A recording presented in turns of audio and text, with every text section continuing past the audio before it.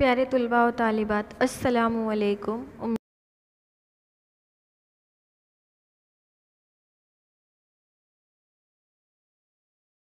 रहे अन्य स्त्रोतना गुणधर्मों पढ़ रहे हैं। अब इसका हिस्सा 7 हमने देखा था, हिस्सा 8 पढ़ने जा रहे हैं। हमने पढ़ा था कि किस तरीके से ग़िज़ाई वसाइल हमारे लिए ज़रूरी है और ग़िज़ाई वसाइल में क्या क्या आता है ये भी बताया था। ग़िज़ाई वसाइल में सबसे पहले आता है फसलें हमारी ज़िंदगी के लिए सबसे अहम है। खेती बाड़ी, अगर वो चीज़ सही नहीं होंगी तो हम हमारे ग़िज़ा को मुकम्मल नहीं कर सकते, हम हमारी ग़िज़ा के ज़राए मुकम्मल नहीं कर सकते। तो फसली पैदावार के बारे में हमने पढ़ा था, जो जानवरों में और इंसानों दोनों के लिए बहुत ज़रूरी है। हम हमारी ग़िज़ा की बेशुमार वसाइल अपने आसपास देखते हैं। तो सबसे पहले हम सब्ज़ी वगैरह को देखते हैं, उसके बाद जानवरों पे हम डिपेंड होते हैं। इससे हमें ग़िज़ाई वसाइल हासिल होते हैं। ज़्यादा से ज़्यादा गल्लों की पैदावार, ज़राअती निज़ाम की तरक्की, ये हमारे रोज़मर्रा ज़िंदगी के लिए अहम है, क्योंकि बढ़ती हुई आबादी के साथ साथ अनाज के अंदर कमी, पॉल्यूशन, इसकी वजह से खेती बाड़ी पे नुकसान, बहुत सारे खेतों को नुकसान पहुंचाया जाता है, बिल्डिंगें खड़ी की जाती है। तो ये सब एक इंसान के लिए नुकसानदा पहलू है। हमने पढ़ा था फसलों की किस्मों में सुधार, फसली पैदावार में किस तरीके से हम सुधार ला सकते हैं। फिर हिफाजती इक़दाम हम क्या उठाएंगे, किस तरीके से फसलों के अंदर हम सुधार लाएंगे, कौन कौन सी चीज़ें नई साइंस के ज़रिए जोड़कर नई तरीके के बीज, नई तरीके की फसलें, किस तरीके से ऐसे बीज बोए जाएंगे ज़मीन के अंदर के जो ज़मीन के अंदर कम वक्त में अच्छी फसलें, अच्छा अनाज हमें दे सकते हैं, कम वक्त में पक जाए ऐसे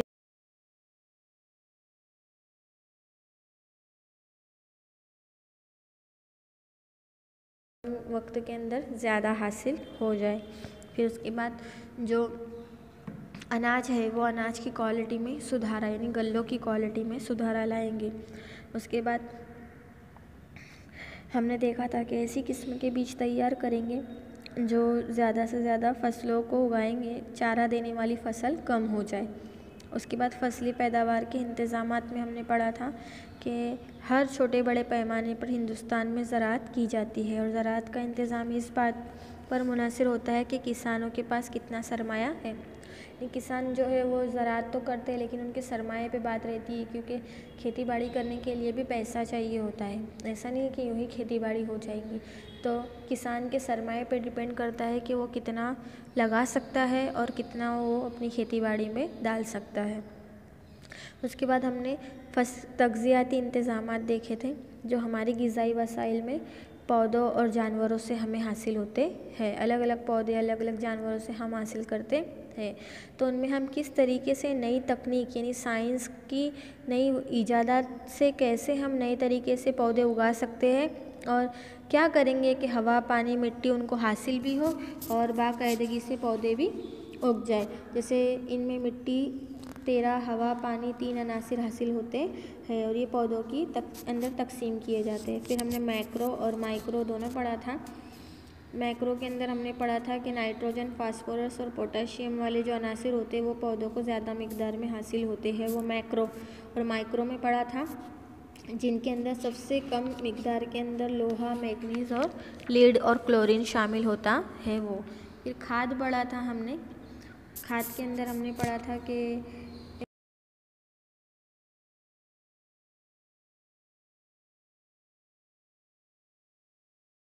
है पोटाशियम वाली, कॉम्प्लेक्स, ये तमाम खादें जो है मस्नूई खाद है। और कुदरती खाद जो है वो कंपोस्ट खाद है, जो गोबर, चारा और इंसानी फजलात और नामियाती मादों से बनाई जाती है। 6 महीने का वक्फा लगता है उसको बनने में। तो ये क्या थी?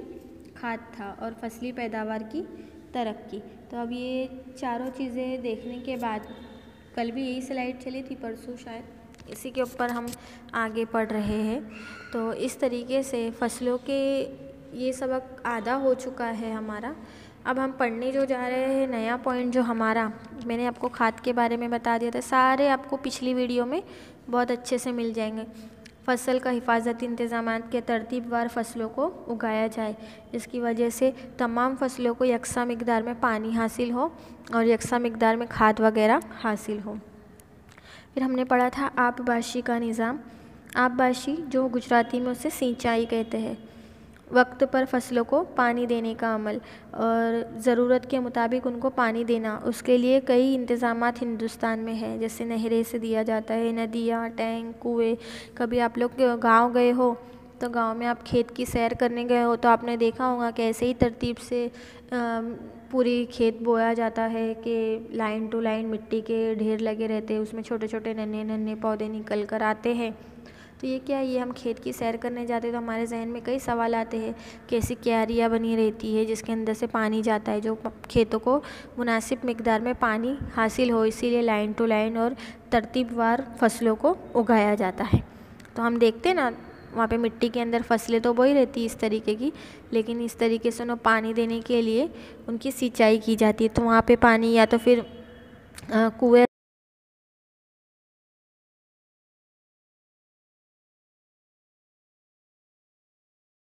रिवर फील्ड जो खेतों को पूरी मिकदार में पानी देने का काम करता है, या फिर बड़ा सा पाइप छोड़ा रहता है खेत में जिसमें से बेशुमार पानी निकलता रहता है और खेतों में जाता रहता है। तो हमने देखा है ये चीज़ें। तो ये था क्या, फसली तरतीब के ज़राअत में ज़्यादा फ़ायदा उठाने के लिए फ़सलों को बिल्कुल तरतीब से उगाया जाता है। अब फिर हमने पढ़ा था मिली जुली खेती। मिली जुली खेती के अंदर क्या होता है कि किसानों को खेती के साथ साथ वो मवेशी पालने का काम भी करते। क्यों? क्योंकि उनको एक में नुकसान हो तो वो साल भर की आमदनी जो है उनकी किसी एक चीज़ के अंदर कवर हो जाए। अगर खेती में नुकसान पहुंच रहा है तो वो अपना घर चलाने के लिए, गुजर बसर के लिए कुछ तो दूसरा काम करेगा ना, तो इसलिए वो साथ में मवेशी पालता है। तो ये उसकी मिली जुली खेती हुई। अब मिली जुली खेती ये है। अब मिली जुली ज़राअत। तो मिली जुली ज़राअत के अंदर क्या होता है कि एक ही खेत में एक ही मौसम दो या दो से ज़्यादा फसलों को उगाता है, और ये कसीरुल फसल कहलाता है, जिसे मिली जुली खेती फसल कहा जाता है। जैसे कि चने के साथ, चावलों के साथ साथ कोई दूसरी मिली जुली खेती को उगाना, दालों को साथ में उगाना, चना उगाना, कपास के खेत में कोई और दूसरी फसलें उगाना, तो ये मिली जुली खेती होती है। अब मिली जुली ज़राअत की फसलों नाकाम होने का डर नहीं रहता। एक फसल अगर नुकसान करती है तो दूसरी में फ़ायदा तो हो ही जाता है, जिससे किसानों को नकद रकम हासिल हो जाती है और इससे ज़मीन की ज़रखेज़ी भी बढ़ती रहती है। फसली फेरबदल। तो फसली फेरबदल में हमने क्या पढ़ा था कि फसली फेरबदल में हमने पढ़ा था कि हर साल अनाज और फलीदार पौधों को फेल बदल करते रहना। यानी एक फसल यहाँ उगाई गई तो उसकी जगह पर अब फलीदार पौधे उगाना, 2 दालों की फसलें उगाना या दूसरी कई किस्मों के फसलों को उगाना। तो ये फसली फेरबदल होता है।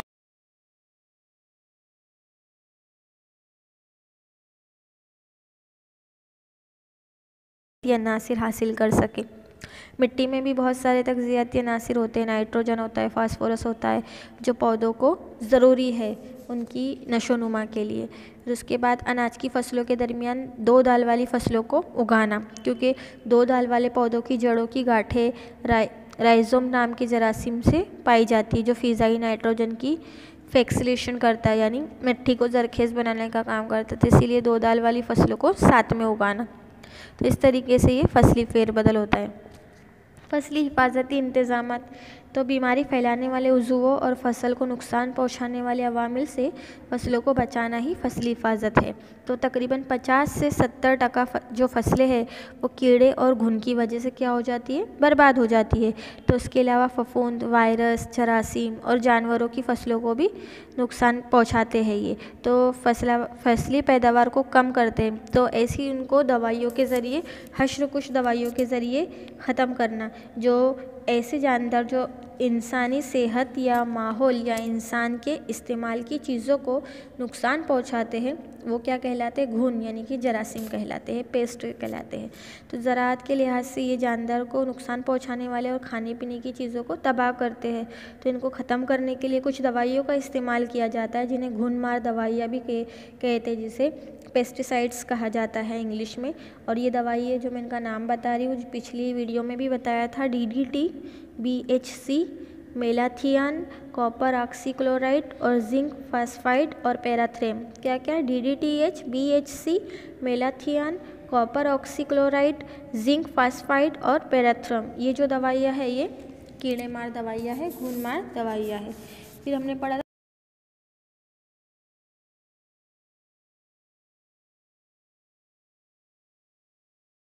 हो जाए तो इस तरीके से उनका ज़ख़ीरा अंदोज़ी करना। हिंदुस्तान में गल्लों की ज़ख़ीरा अंदोज़ी करने के बावजूद भी 10% जो अनाज है वो बिल्कुल ख़राब हो ही जाता है। खुर्दनी अजनास का ज़ख़ीरा करना कोई आसान काम तो होता नहीं है। इंसान ज़ख़ीरे के दौरान उसमें 2 तरह के अवामिल पैदा हो सकते हैं जो नुकसान करते हैं। एक तो हयातियाती, दूसरा गैर हयातियाती। अब हयातियाती क्या थे कि कीड़े मकोड़े और कतरने वाले जानदार, जो जैसे कि कोई नीचे गाँव गोडाउन वगैरह में अनाज रखा गया है साल भर का, तो उसमें क्या होता है कीड़े चूहे या कोई ना कोई ऐसे छोटे मोटे कीड़े वहाँ पैदा हो जाते हैं जिसकी वजह से अनाज ख़राब हो जाता है जमा किया हुआ। उसके बाद आता है गैर हयातियाती अवामिल। तो गैर हयातियाती अवामिल जो नमी पैदा करते हैं, दर्जे हरारत के ऊपर असर करते हैं, यानी ऐसा ज़ख़ीरा करने से मुख्तलिफ़ किस्म के नुकसान उठाना पड़ता है। गल्लों को मुनासिब हद तक हम अगर सुखा देंगे तो वो भी ख़राब कर देंगे। अगर घर साफ़ सुथरे हो और नमी से पाक होना चाहिए, यानी अगर हमारे घर में बहुत ज़्यादा ठंडक है, पानी पानी जैसा रहता है, दीवारों में भेज रहता है, तो उसकी वजह से भी ज़ख़ीरा किया हुआ अनाज जो है ख़राब हो सकता है। फिर उसके बाद घर को धुनी देकर या हश्र कुछ दवाओं को स्प्रे करके साफ़ करना चाहिए। अगर हमें बचाना है अनाज को तो फिर हमें उसकी वैसी देखभाल भी करनी पड़ेगी। जिस गोडाउन में अनाज को जमा किया जा रहा है वहाँ पर फिर स्प्रे मार दवाइयाँ और धुनी वगैरह देना पड़ेगा। अनाज का ज़ख़ीरा करने के लिए ख़ास बर्तनों का इस्तेमाल करना चाहिए। तो इस तरीके से ये अनाज की ज़ख़ीरा हम कर सकते हैं जिसमें काफ़ी उसको देखभाल की ज़रूरत पड़ती है। जो यहाँ पे पॉइंट भी दिए गए हयातियाती और गैर हयातियाती के, जो मैंने भी आप लोगों को समझाया कि किस किस तरीके से गल्लों की ज़ख़ीरा अंदोज़ी की जा सकती है और हयातियाती और गैर हयातियाती अवामिल उसके ऊपर असरअंदाज होते हैं। अब दाम परवरी यानी पशुपालन, जिससे हम कह सकते हैं कि ज़राअत यानी साइंस की वो शाख है, ऐसी एक हिस्सा है साइंस का जो मवेशियों की यानी जानवरों की भी देखभाल करता है और उससे मुतालिक सभी बातों का मुताला भी किया जाता है ताकि हम ज़्यादा से ज़्यादा अंडे, गोश्त, ऊन, चमड़ा हासिल कर सके और भेड़, बकरी और गाय वगैरह की अच्छी नस्लों की मखलूतियत के ज़रिए तैयार किया जा सके ताकि उनसे ज़्यादा पैदावार हासिल हो। मवेशियों की ज़राअत के तहत उनका ग़िज़ा का इंतज़ाम, देखभाल और माशी नुक्ते नज़र से हम कुछ जानवरों का उसमें इस्तेमाल शामिल होता है। कहने का मतलब कि हमें हमारे पशु यानी जो आसपास के जानवर हैं उनकी भी देखभाल करना ज़रूरी है और उनसे जो चीज़ें हमें हासिल होती है, अंडे, गोश्त, चमड़ा, ऊन, तो वो चीज़ों हमको ज़्यादा मिकदार में किस तरीके से हासिल होंगी जब हम मवेशियों की देखभाल बहुत बेहतरीन तरीके से करेंगे तब, और उनसे हमें ग़िज़ा भी हासिल होती है तो उनके ऊपर भी हमें देखभाल करना ज़रूरी है। तो ये दाम परवरी, जिसे गुजराती में पशुपालन कहते हैं, तो ये चीज़ हमारे लिए ज़रूरी है। तो पशुपालन के अंदर हम भेड़, बकरी, इसके ऊपर भी साइंसी तरीके से किस तरीके से इनकी पैदावार बढ़े, किस तरीके से इनकी भी देखभाल हो और इनसे किस तरीके से हम बिज़नेस आगे बढ़ा सके, वो उसके बारे में बताया गया है। इसके बारे में हम आगे पढ़ेंगे इंशाल्लाह। तो आज की वीडियो में इतना ही। अगर कुछ नहीं समझ में आता है तो आप मैसेज करके पूछ सकते हैं और ज़्यादा से ज़्यादा तादाद में वीडियो देखें, अहम नुकात को नोटबुक में लिखें और समझने की कोशिश करें। इससे पहले की वीडियोस में भी काफ़ी कुछ समझाया गया है, तो उम्मीद है ये समझ में आया होगा। इतना आज की वीडियो में बेटा इतना ही। अल्लाह हाफिज़।